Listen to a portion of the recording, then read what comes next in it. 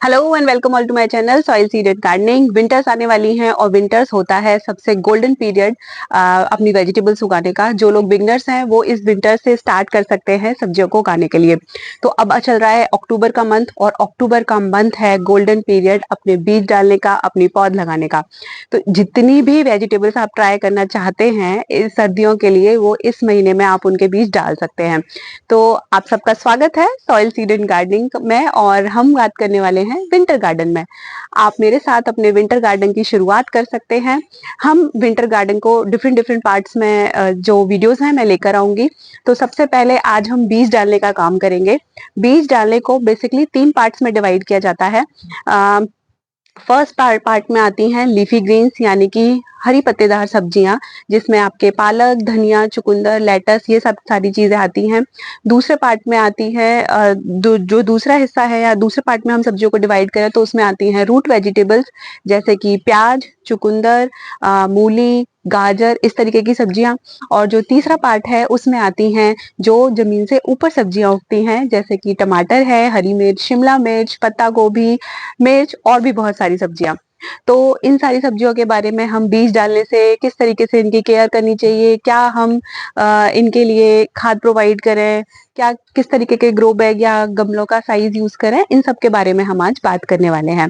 तो सबसे पहले शुरू करते हैं अपने पार्ट 1 का। और आपका स्वागत है विंटर गार्डन के पार्ट 1 में हरी पत्तेदार सब्जियों को हम कैसे लगाएं। तो आज हम जो लगाने वाले हैं, जो विंटर्स में लीफी ग्रीन्स लगाई जाती हैं, मेरे पास ये 5 तरीके के सीड है जिसमें है कसूरी मेथी, अ, हरा धनिया, ये पालक है, ये बथुआ है, बथुआ, एंड ये है सरसों का साग। तो अब अक्टूबर चल रहा है तो मैं अभी सरसों और बथुआ अभी थोड़ा दिन रुक के लगाऊंगी यानी कि आफ्टर 15 डेज। एंड आज हम लगाएंगे पालक, धनिया और कसूरी मेथी को। इसके लिए जैसे आपको सामने दिख रहा है जो मैंने पॉट साइज लिया है, जब भी हम लीफी ग्रीन्स उगाते हैं तो उसके लिए आप शैलो पैड्स ले सकते हैं। शैलो मीन्स जिनकी गहराई बहुत ज्यादा नहीं होती है। इनको किश्ती बोलते हैं हिंदी में, ट्रेस बोल सकते हो आप इंग्लिश में। तो ये जो ट्रे है ये इसकी गहराई लगभग 9 इंच है। आप 6 इंच का भी ले सकते हैं, 7 या 8 इंच का भी कोई गहरा पॉट ले सकते हैं। छोटे पॉट में भी आप उगा सकते हैं। मैं यहाँ पे बस कोशिश कीजिए कि चौड़ाई अच्छी होनी चाहिए, क्योंकि जब हम पत्तेदार सब्जियां उगाते हैं तो अगर चौड़ाई अच्छी नहीं होगी तो होता ये है कि जो हमें हार्वेस्टिंग मिलती है वो कम मिलती है। बाकी आप अपने स्पेस के अकॉर्डिंग ले सकते हैं, लेकिन अगर आपके पास जगह है थोड़ी बहुत भी तो आप इस तरीके की ट्रे लीजिए या ग्रो बैग्स मैं आपको दिखाती हूँ। इस तरीके के ग्रो बैग्स भी आप ले सकते हैं जो कि चौड़े बहुत है और इनकी जो ऊंचाई है वो लगभग 6 इंच है। तो इसमें आप मिट्टी भर लीजिए। और फिर अगर मैं मिट्टी की बात करूं तो जो पत्तेदार सब्जियां होती हैं उनके लिए नाइट्रोजन रिच अगर आप मिट्टी बनाते हैं यानी कि उसमें अगर गोबर की खाद या फिर वर्मी कंपोस्ट का अच्छे से इस्तेमाल करते हैं तो उनकी जो पत्तियां हैं वो बहुत ही साइज में अच्छी निकलती हैं और बहुत ही अच्छी हार्वेस्टिंग होती है। तो सबसे पहले तो जो मिट्टी है उसका कॉम्बिनेशन मैं आपको बता देती हूँ। मिट्टी के कॉम्बिनेशन में हमने यहाँ पे लिया है 30% मैंने यहाँ पे मिट्टी ली है, 30% मैंने यहाँ पे वर्मी कंपोस्ट ली है, जिसमें आप चाहें तो गोबर खाद का यूज भी कर सकते हैं या फिर आप किचन वेस्ट कंपोस्ट भी डाल सकते हैं। उसके साथ ही 30% मैंने यहाँ पे रिवर सैंड यानी कि रेत जो कंस्ट्रक्शन साइट पे आजकल काम में आती है आप वो भी ले सकते हैं, या फिर उसके अलावा आप कोकोपीट का भी इसमें यूज कर सकते हैं। और बचा कुचा जो 10% होता है यानी कि थोड़ा बहुत आप इसमें इसमें नीम की खली डालिए तो बहुत ही अच्छा होता है, जिससे पौधों की जड़ों में कीड़े नहीं लगते हैं। तो ये कॉम्बिनेशन आप एक ओवरऑल मिट्टी है जो ऑलमोस्ट सारी वेजिटेबल्स के लिए जरूरी होती है। इन सब चीजों को डाल के मैंने मिला के इन किश्तियों में भर दिया था और लगभग 4 से 5 दिन मैंने इनको इसमें ही रहने दिया है, पानी डाल दिया है। जब भी हम बीज ऊपर से जब डायरेक्ट सो करते हैं तो कोशिश करें पहले आप पानी दे दें ताकि जो बीज है वो बाद में डिस्टर्ब ना हो। पहले हम मेथी का बीज डाल देते हैं। ये कसूरी मेथी है। जो नॉर्मल मेथी होती है उसका दाना बड़ा आता है, ये देखिए। आप चाहें तो किचन से भी आप मेथी का जो दाना है वो ले सकते हैं। ये देखिए इसका दाना बहुत छोटा है और जो नॉर्मल मेथी होती है उसका दाना बड़ा आता है, जो हम किचन के स्पाइस में यूज करते हैं। तो वो भी आप डाल सकते हैं किचन के मसालों में से लेके। बस ध्यान ये रखना है कि वो फ्रेश होना चाहिए, बहुत पुराना दाना जो बीज है वो नहीं होना चाहिए, नहीं तो बीज जर्मिनेट नहीं होगा। तो अब क्या करना है हमें, एक ट्रे में हमें लाइंस बनानी है। अब लाइन क्यों बनानी है वो भी मैं आपको बताऊंगी। सबसे पहले स्पेस बना लीजिए।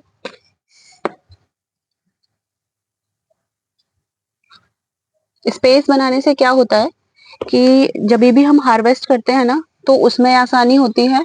और इसमें जो दूसरा जो हम पानी देते हैं ना पौधों को, जब पौध छोटी छोटी निकलती हैं तो उसमें आसानी रहती है। नहीं तो क्या होता है, हमारी जो पौध होती हैं पानी देते टाइम वो मर जाती हैं, विल्ट हो जाती हैं, गिर जाती हैं पानी के प्रेशर से। तो यहाँ पे आपको जो ये हमने लाइंस बनाई है ना, यहाँ पे हमने जो मेथी है वो डाल दिया है। इसी तरीके से हम सब में डाल देंगे। जो हमने जो पूरी दरारें बनाई हैं, 3 जो हमने लाइंस बनाई हैं, उसमें हम मेथी का बीज अच्छे से डाल देंगे।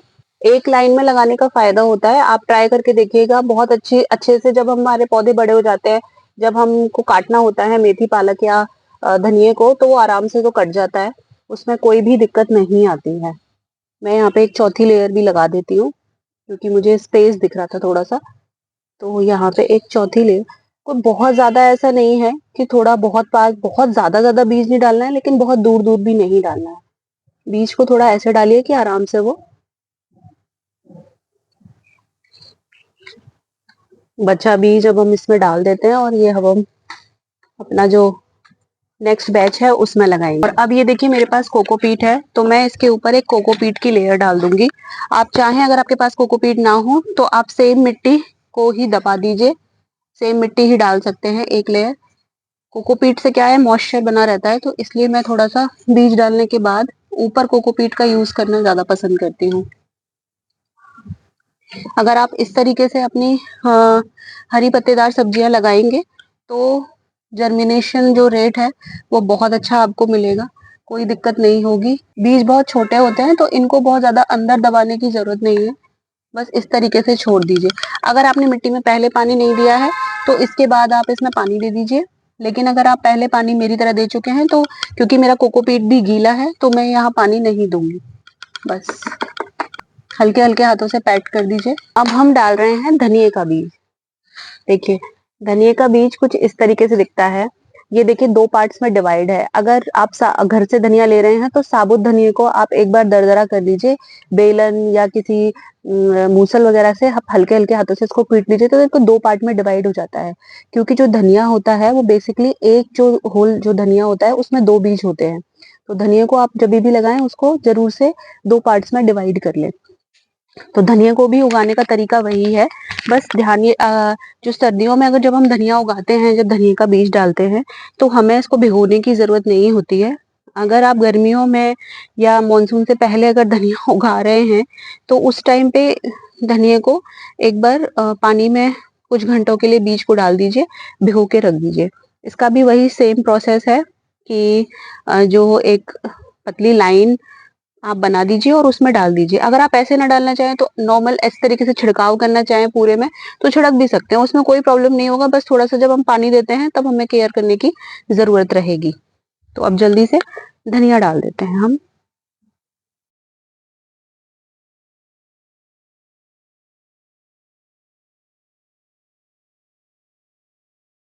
धनिया के बाद बारी आती है पालक की। पालक का बीज कुछ इस तरीके से दिखाई देता है।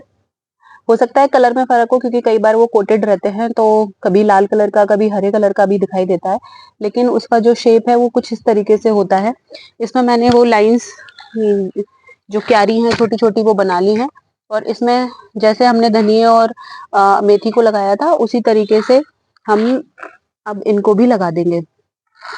सरसों और बथुआ भी इसी तरीके से लगाए जाते हैं, उनका भी सेम प्रोसेस रहता है, लेकिन उनका बीज अगर आप अभी 15 अक्टूबर के बाद डालें तो ज्यादा बेहतर है। अभी भी डाल सकते हैं पर मेरे यहाँ अभी थोड़ी धूप ज्यादा रहती है, गर्मी बहुत ज्यादा रहती है, उनका मैं बाद में अभी उन बीजों को डालूंगी। बीज हमने सारे डाल दिए हैं। बीज डालने के बाद पानी जरूर देना है। अगर आपने मिट्टी में पहले पानी नहीं दिया है, मैंने यहाँ मिट्टी में पानी दे दिया था तो मैं अब यहाँ पानी नहीं दूंगी। उसके बाद कुछ इंपॉर्टेंट चीजें हैं। लगभग 7 से 8 दिन लगते हैं सारे बीजों को जर्मिनेट होने में। मेथी सबसे पहले आपको दूसरे या तीसरे दिन उसका रिजल्ट देखने को मिल जाता है। और जो पालक है उसका जर्मिनेशन भी थोड़ा जल्दी होता है। धनिया थोड़ा टाइम लेता है, तो थोड़ा पेशेंस रखिएगा कि आपको वो खोद खोद के कुरेद कुरेद के देखना नहीं है उसको, क्योंकि बीज जर्मिनेट होने में, सेट होने में उसको टाइम लगेगा। तो कम से कम 10 दिन तक आप वेट कीजिए, सारे बीज आपके जर्मिनेट हो जाएंगे। अब बात आती है कि इसमें पानी कब देना है। जितने भी पत्तेदार सब्जियों के बीज होते हैं, उनकी पौध होती हैं, वो बहुत सॉफ्ट होती हैं। शुरुआत में आप ध्यान रखिए कि एक तो बहुत ज्यादा धूप वाले एरिया से उनको बचा के रखिए। अब जैसे मेरी जो किस्तियां हैं वो बहुत धूप वाले एरिया में रखी हुई हैं, तो अब मैं क्या करूंगी, इसमें जो कट्टे आते हैं सीमेंट के कट्टे, वो सब इन पे ढक के जाऊंगी, ताकि एक तो जर्मिनेशन भी उससे फास्ट हो जाएगा, दूसरा उससे डायरेक्ट धूप नहीं लगेगी, या डायरेक्ट बहुत ज्यादा अगर बारिश भी आने का हो तो वो भी, उससे भी बचाव हो सकता है। उसके अलावा जब भी मिट्टी सूखी दिखने लगे, उसको मॉइस्ट रखना है, बिल्कुल सूखा नहीं होने देना है जब तक कि उसमें जो पौधे हैं वो थोड़े से बड़े ना हो जाएं। हल्का हल्का उसमें मॉइस्चर बना के रखिए, ओवर वाटरिंग नहीं करनी है। जो सर्दियों में जब भी हम कोई भी सब्जियां उगाते हैं, तो स्पेशली हरी पत्तेदार सब्जियां, लगभग उनको 3 से 4 घंटे की धूप वाली जगह पे आपको रखना है। तो ये जरूर ध्यान रखिए। और आप भी अपनी हरी पत्तेदार सब्जियां उगा सकते हैं, चाहे आपके पास स्मॉल स्पेस हो। बालकनीज में भी, इवन छोटे पॉट्स में, छोटी ट्रेज में आप इनको उगा सकते हैं। और आप यकीन मानिए, आप एक बार इनको उगा कर देखिए, इनका टेस्ट करके देखिए, तो आपको पता चलेगा कि इनका टेस्ट कितना यम होता है, कितना मतलब स्वाद, क्रंच होता है। जब भी हम कोई पत्तेदार सब्जियां लाते हैं तो फ्रिज में रखने के बाद वो ढीली हो जाती हैं, उनके टेस्ट में बहुत ज्यादा क्रंच नहीं आता है। लेकिन जब भी आप घर की उगी हुई सब्जियां खाते हैं तो उनमें क्रंच होता है। तो हरी पत्तेदार सब्जियां उगाने में कोई भी मुश्किल नहीं है। 1 महीने के अंदर ये पूरी ट्रेज या पूरी जो सब्जियां हैं वो तैयार हो जाएंगी, बिल्कुल तोड़ने के लिए, अपनी फर्स्ट उड़ाई के लिए। और मैं आपके साथ इनकी अपडेट शेयर करती रहूंगी। कुछ अपडेट्स मैं लगा, पिछले साल की कुछ वीडियोस जो है मेरी, वो मैं इसमें यहाँ कहीं जो भी है मैं लगा दूंगी, ताकि आपको पता चल सके कि कितने कैसे कैसे प्रोसेस में ये बढ़ती हैं। और अगर आपको वीडियो पसंद आई है तो please subscribe my channel soil seed and gardening, और अपना प्यार बनाए रखिएगा। Happy gardening. नमस्ते।